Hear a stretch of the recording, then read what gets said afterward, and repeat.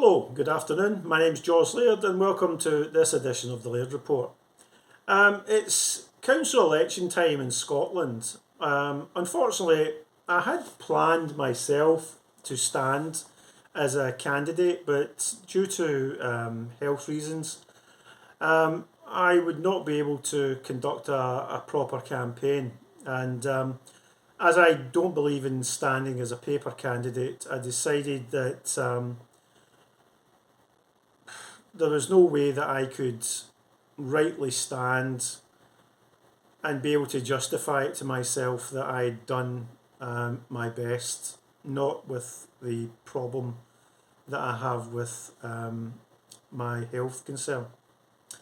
I'm really sad that I didn't get the opportunity this time to stand, as I have done before in 2013 and in 2017. But I would like the opportunity at some future point to stand again for public office, assuming, of course, that the medical profession can fix the problem that I have and that I get the opportunity to effectively stand, not just as a candidate, but also as a human being. But as the council elections are in full swing in Scotland, one of the things that you will no doubt get through your door is, of course, election leaflets. I got a leaflet from the Scottish Labour Party, who have got two candidates standing in Ward 6, which is Pollokshields. Both the candidates, I've met one before just in passing. The other person, who is a sitting councillor, I have had absolutely no dealings with and I have never met. And of course, that is not unsurprising in the Labour Party. It seems that the bad old days have returned for the Scottish Labour Party, which I feel is not helpful for them as a party, and certainly not helpful for Scotland. One of the things that happens when the right wing of the Labour Party takes control is that the elected members appear to have a bit of a problem doing community engagement.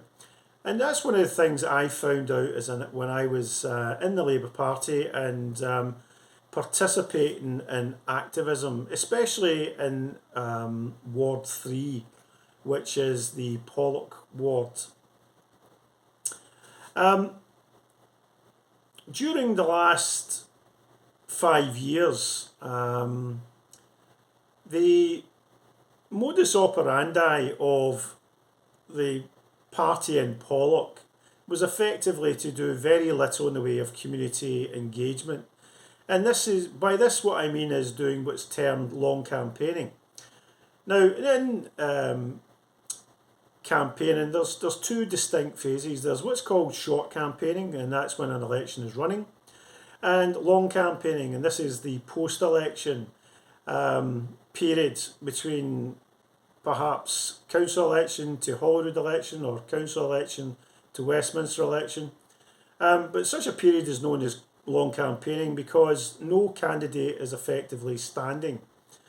And that creates a problem for the Labour Party in certain areas, because during long campaigning, no actual engagement between the CLP and the public really takes place. Of course, that is not universal within the party. Some CLPs are more active than others.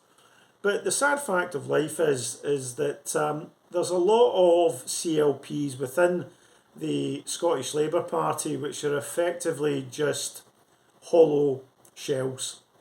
No activism is effectively done, and that is, of course, one of the things which is to the detriment of the party. Especially when there is people who are councillors who should be out week in and week out, making contacts with various constituents in order to perhaps address any problems that they have personally or any problems within the local community, such as planning issues or building issues or anything of that nature. Sadly, one of the things that I noticed when I was in Pollock CLP was a complete lack of willingness for elected people to come out other than at election time and get active. So it seems like puppies. The only time that you'll see an elected member of the Labour Party out campaigning in my area is, of course, during an election. That's a pretty sad state of affairs for a political party that wants to return to the glory days. At the present moment, the Labour Party, unfortunately, is now under the control of the right wing, both in Scotland and, of course, down in England. And for those who have long memories and don't forget, it was the right wing of the Labour Party which was responsible for many of the problems that have occurred in Scotland. The main one, of course, being the devolution settlement, where the Labour Party under Tony Blair effectively tried to rig the process in order to ensure that there would never ever be an SNP majority. Well, unfortunately for them, such underhanded tactics were to backfire on them, and an SNP majority was in fact created under Alex Salmond. Labour, when it comes to the Constitution, especially when it comes to Scotland, does particularly badly. Some time ago, Anas Sawar, who's the right-wing leader of the Scottish Labour Party in Glasgow, mentioned the fact that the party itself had been in a state of decline for approximately 20 years. Well, the reason for the decline of the Labour Party over 20 odd years, and it's actually longer than 20 odd years, was because of the way that the right wing of the Labour Party operated in terms of community engagement. So, because the elected officials, politicians, wouldn't necessarily come out and work in their communities, it basically led to a massive break between the Labour Party, which is run by the middle class, and the working class voters, who were the traditional backbone of the party.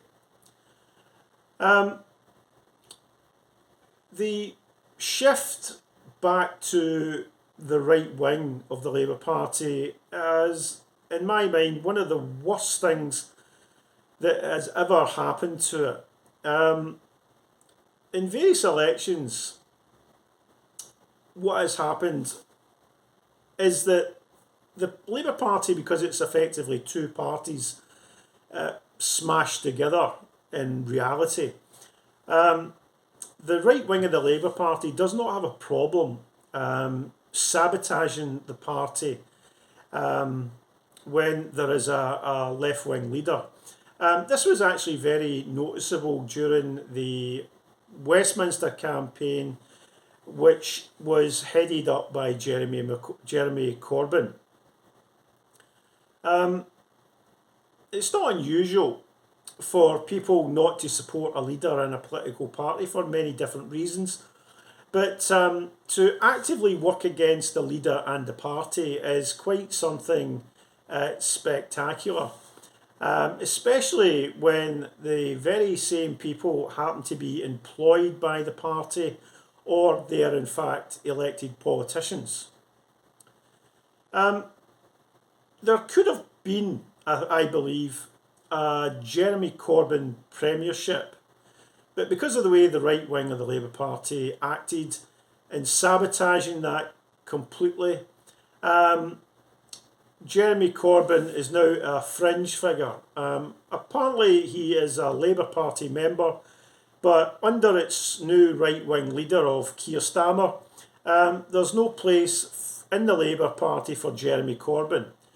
In fact, I would suggest that there is no place in the Labour Party for anybody who is left-wing, because although the Labour Party likes to say it's a very broad church, there are certain gatherings of the church which doesn't apply to other members attending.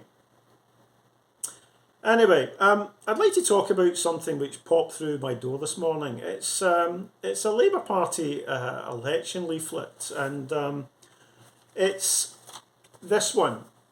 As you can see, it is basically concerning the Scottish election which is going to be taking place. And one of the things about the election is that the Labour Party, in my opinion, has completely ran out of ideas. So I'd like to actually talk about what is in this leaflet and, of course, what's been said by its right-wing leader, Anna Sarwar. Now, this is an election leaflet for the council, although it doesn't mention, other than vote Labour on May 5th, anything about any of the council candidates. But it does tell you how to rank the candidates when you have a postal vote, or indeed if you go to your local station in order to cast your vote, such as a primary school or a community hall. The pitch of the Labour Party in this leaflet is actually completely and utterly disingenuous, because none of the things that appear in this leaflet can actually be done by a council. So the first thing that the Labour Party does in this leaflet is basically say that you can get £1,000 plus off your bills. Well, that is sophistry. Sophistry is basically a clever way of projecting false information in order to deceive the public. And this leaflet, I would contend, is completely and utterly fraudulent. The first thing that this leaflet talks about is a windfall tax on big gas and oil companies who are making £44,000 profit in a minute. Well, the councils in Scotland can't enact a windfall tax because they don't have that power. So when the Labour Party talks about putting £600 back into people's pockets, it means absolutely nothing. Because if you vote Labour in this election and the Labour Party win all the councils in Scotland, for example, they will not be putting £600 back into your pocket. Another part of the pitch by the Scottish Labour Party is in relation to energy bills. And what they're saying is that they will give grants, not loans, a £200 rebate on energy bills from the UK government. Well, no council in Scotland can make the UK government, which is Conservative, give you a £200 grant. Only the Conservatives in Westminster could do that. The next thing that they talk about, which is something which you'll be getting through your door if you haven't already had it, is water charges which you get when you get your council tax bill. Now what the Labour Party is saying is that they want to give a £100 rebate on water charges. Scottish Water have made millions in savings but want to put their bills back up. Well, at the end of the day, this is another fabrication that the Scottish Labour Party is doing to try and get people to vote for them. An interesting one which you may have also heard is the SNP initiative and the Conservative initiative for cheap rail travel. The Labour Party plan is 3 months of half-price rail fares and cap bus fares. Again, if you vote Labour in the council elections, no Labour council in Scotland will be able to deliver that. That could only be delivered by the Holyrood government, in which case this is SNP. The Labour Party finishes their 5-pitch plan by saying that they would like to offer £400 in fuel cost payments to those who are hardest hit, so that people don't have to choose between heating and eating. Well, that's again very noble. So if you tot up the Labour Party's offer, and assuming that you're not using rail travel, or indeed using the bus that much, the Labour Party's offer is something in the region of £1,300. Well, that £1,300 that the Labour Party is effectively offering in this leaflet by Anis Sarwar is never going to happen, because none of this can be delivered by any Labour council. So the question is, what is the purpose of this leaflet if it's not deception? Well, the only real purpose of this is, in my mind, to basically dupe gullible people and get them to believe that a Labour council, whether it be in Glasgow or Edinburgh or Aberdeen, Dundee, wherever, that they're going to suddenly come along at the end of getting into public office and put £1,300 into your pocket, or save you £1,300. The reality of this leaflet is that the Labour Party, even if they get elected in every single council in Scotland, is not going to deliver £1,300. And that is the sad truth of it. This leaflet is, of course, a precursor for the 2024 election for Westminster. Now, if there was a Westminster victory for the Labour Party and Keir Starmer became the Prime Minister, and of course that's assuming that they will, of course, honour these pledges, and there's no guarantee that they will, and there's nothing you could do to force them to honour their guarantees, and that's one of the problems in political parties. At the end of the day, when I started becoming politically active, what I decided to do was to make a wee pledge to myself, and that pledge was to play it straight. So no matter who I was campaigning for, whether it was the Labour Party or any other party, the person that I was campaigning for would always get my best, and the way that they would get my best would be simply to tell the truth about what that party or what that candidate had to offer. The fact that the right wing of the Labour Party, who want to go back to the bad old days of New Labour, is willing to produce a document like this to attempt to dupe voters into voting for them. So my question to someone like Anis Sarwar here is, why is it that you're producing this document and sending it to every home in Scotland to vote for a Labour council when your offer on the other side is completely and utterly fraudulent? If you can't get into public office by your integrity, by telling the truth, by standing up for matters that are the right thing to do, what the hell are you standing for?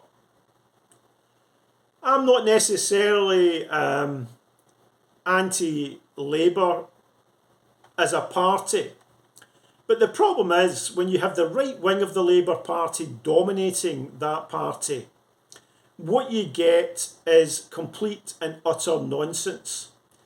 The right wing of the Labour Party don't have any problem whatsoever and attempting to get into power by any means necessary.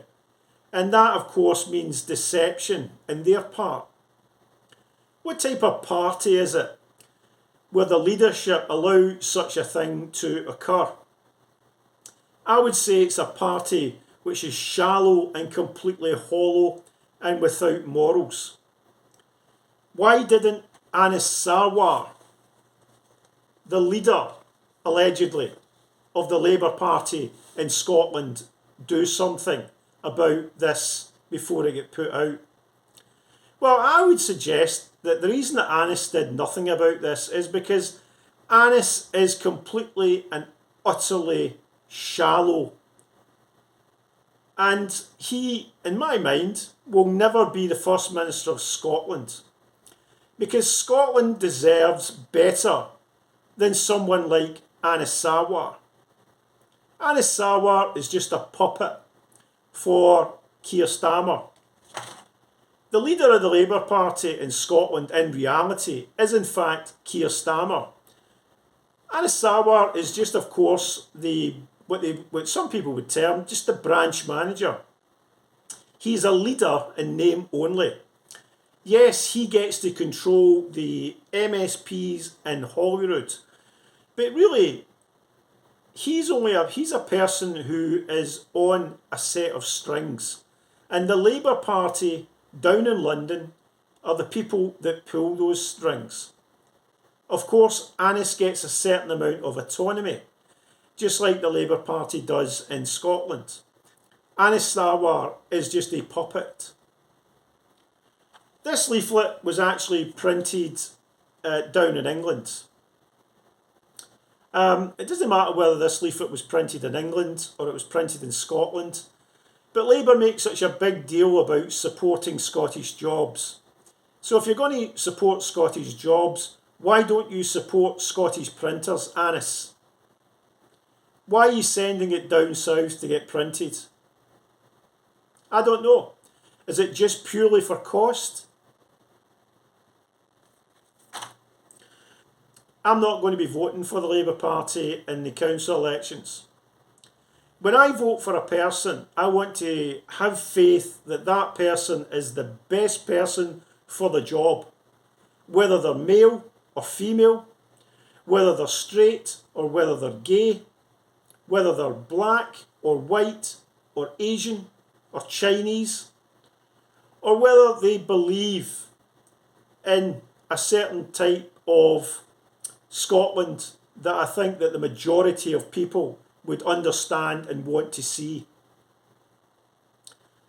But the fact that the Labour Party wants to go back to the bad old days of treating the public as fools and basically trying to mislead us voters, I think that will come back to haunt them. Anis Sarwar, you need to get your act together. And if you can't tell the people in the Labour HQ or wherever this document was produced to play it straight, then you're always going to be an opposition leader. My name is George Laird, and this is the Laird Report. Thank you for taking the time to watch this broadcast. Bye-bye for now.